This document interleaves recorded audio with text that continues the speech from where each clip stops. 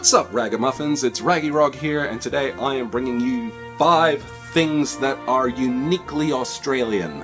That is to say, if you do these things, you will become more Australian. You don't have to be in Australia to do them, but it will surely help. I'm not going to get into it too heavily. We're just going to ride straight into it, and we're going to see how you do. Let's see if you can relate to any of these. Anyways, the first thing on this list is going to be lying to foreigners. Lying to foreigners is like every Australian's favorite pastime, and I don't know why. Honestly, it's kind of beneath me. I think it's kind of dumb and stupid. But if you are not Australian, whether you are a tourist or a migrant, it doesn't matter. If you are talking to an Australian and they get it in their head that they think that they could lie to you about something to do with Australia and you would believe it, they will try, and it could be anything, absolutely anything. Usually it's about the wildlife, usually about how dangerous it is or how dangerous it's not, but all of these lies usually are told with the intention of deceiving you and putting you into a state of disbelief. So common lies are riding your kangaroo to school, wrestling crocs, or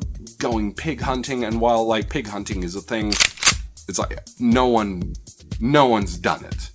I can promise that 100% of the people who have spoken to you who said that they did that did not do that. I bet they've never even been in pig country. Just saying. It's like, and that's the kind of thing. They will lie about literally anything you can think of. The state of the weather, the state of the politics in the country. People who talk about politics in Australia have no idea how politics works. The way our voting system works is we have a thing called preferential voting, and it's a very long-winded thing to get your head around, but once you understand it, it makes sense. But most Australians I've talked to don't understand how preferential voting works, and it is the backbone of our entire political system, and they will still talk about politics as though they know what they're talking about, and they will try to deceive you into believing what they think.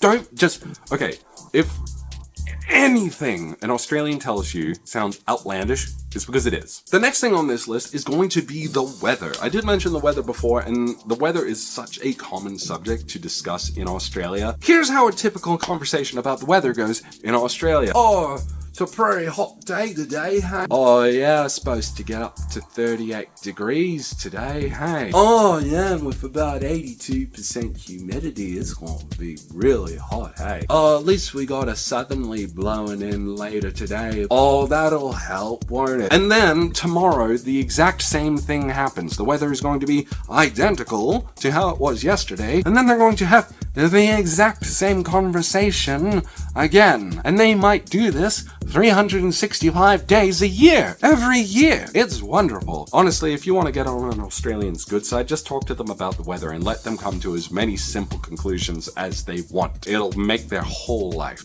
The next thing on this list is going to be the 2 a.m. Macca's run. Obviously, Macca's refers to McDonald's, and the 2 a.m. Macca's run refers to going there at 2 in the morning just to get your 24 nuggets for $10. Honestly, it's a good deal, and everyone's done it. Every Australian I know has been through the McDonald's drive-thru at that hour of the night just to get a bunch of nuggets for an obscenely cheap price. I've never seen this deal done anywhere else before, and while yes, you may get something else while you're there, it's the 24 nuggets for $10. And doing that ritual of going there at like 2 in the morning, it's kind of like a tradition in Australia.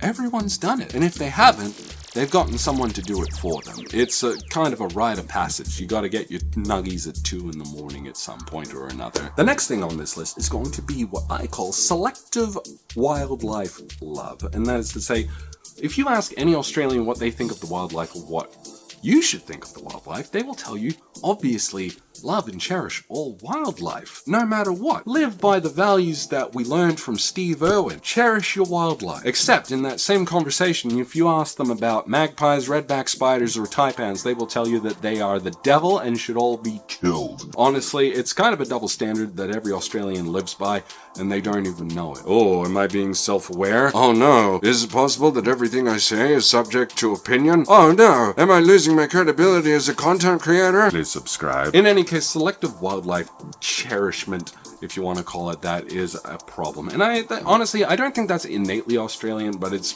because I'm tying it to certain Australian animals. There's probably a bunch of other countries like Canada and the United States and God knows where else who also have selective wildlife love, where they say, oh yeah, I love the animals, I love all wildlife, except when they see like a mountain lion on their back step, they, you know, obviously they want it gone.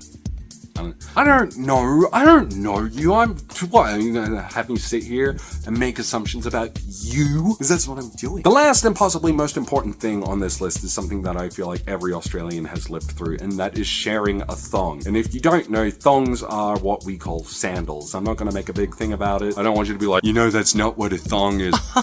Shut up. Anyways, the typical story is when you and your best friend will be walking to the pool together because it's like 38 degrees out and you just want to submerge yourself in some lukewarm water for a little while. So you're walking to the pool and you decided to wear your thongs, but your friend is kind of an idiot and he's like, oh, I'm not going to need my thongs. I'll just walk on the grass. Well, Einstein, you forgot that it's been 38 degrees for about 3 months now and there is no grass anymore. There is just spikes and gravel. So he's tiptoeing around, looks like he needs to go to the potty. He's kind of acting like an idiot, all because he didn't wear his thongs. And you did put on your thongs. And even though you think it's hilarious that he looks like a fool, you realize that you've got at least another kilometer to go before you're at the pool. So what do? Obviously, you remove thong and you give it to him. You just kick it over to him. You don't say nothing. You just take off one thong and you kick it over to him and he'll put it on so thankfully and he'll be like, oh, thanks.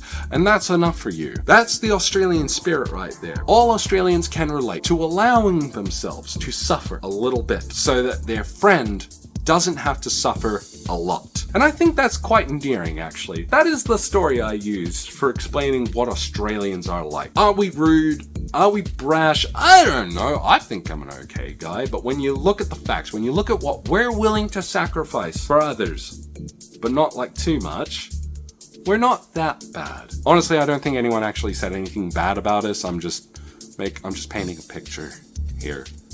If you enjoyed this video today and my list of random stuff that is totally Australian and will make you more Australian if you start doing it or living by those values, then please give the video a like and subscribe to the channel. Make sure to hit the bell icon as well, because that'll get you instant updates and then you don't have to miss out. And it'll give me a whole bunch of love and YouTube will see that you love me and they'll put more of my stuff in the content spotlight and I'll get made into a huge YouTube star and I'll remember you guys when I'm at the top. Just subscribe to the channel, please. I really need your help here. It's a big... Anyways, my name is Raggy. You have a good one, Ragamuffins.